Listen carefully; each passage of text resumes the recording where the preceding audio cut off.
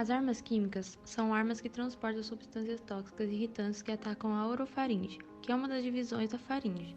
Também atacam a pele e tecidos de animais e vegetais.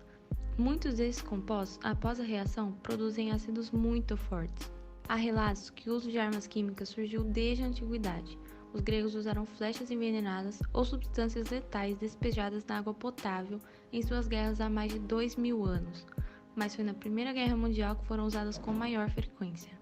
Na antiguidade, pequenas lâminas tinham sido encontradas na África do Sul entre 65.000 e 60.000 anos atrás, mas uma equipe de cientistas descobriu lâminas muito mais antigas, chamadas microlíticas, que foram produzidas através de lascas de pedras aquecidas, ou melhor, minerais, em uma caverna perto da Baía de Mosel, litoral sul da África do Sul.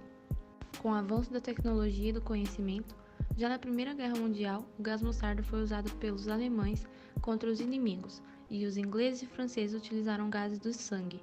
Estima-se que nessa guerra houve mais de 100.000 mortes vítimas de armas químicas. Após a Primeira Guerra Mundial, em 1925, o Protocolo de Genebra procurou limitar o uso de armas químicas, mas elas continuaram a ser utilizadas em vários conflitos do século XX. Na Segunda Guerra Mundial, por exemplo, os nazistas usaram Zyklon B e o gás cianídrico no extermínio de judeus.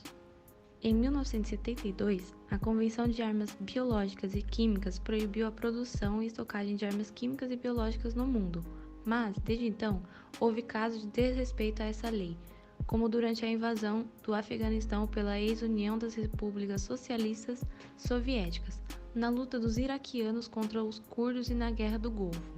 Mais para frente, houve a abolição das armas químicas feitas por tratados e convenções. Porém, as armas químicas ainda foram utilizadas na Guerra da Síria.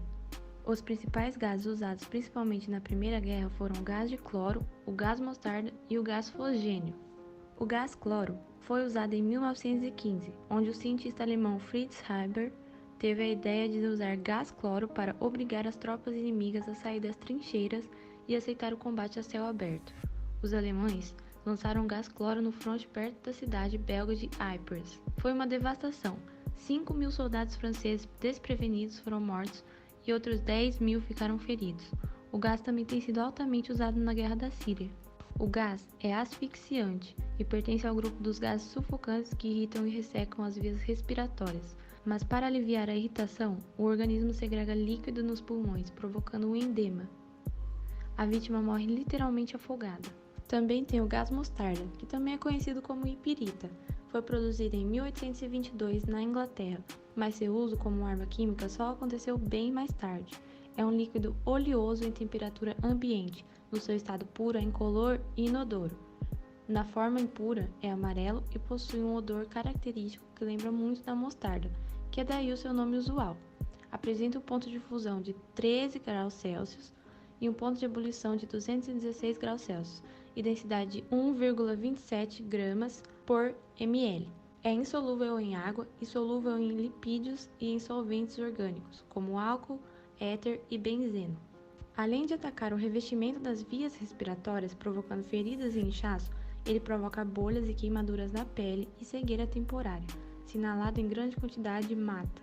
Ele provoca irritação nos olhos e feridas na pele e pode matar por asfixia se for inalado. O gás mostarda foi usado pelos alemães na Primeira Guerra Mundial. E tem também o gás fosgênio, que é como um gás incolor e dotado de odor mais fraco que os outros gases usados na Primeira Guerra Mundial.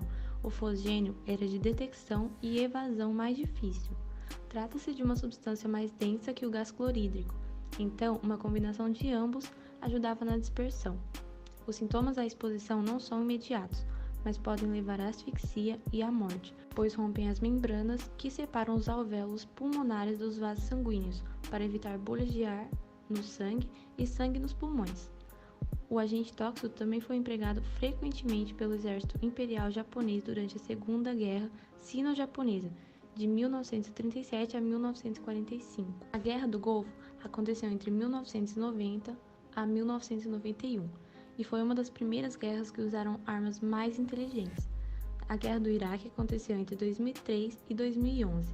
Com o avanço, as armas eram 40% mais eficientes. O Estado Islâmico, em 2014, foi onde a França traz novas artilharias como os mísseis de cruzeiro e as bombas inteligentes.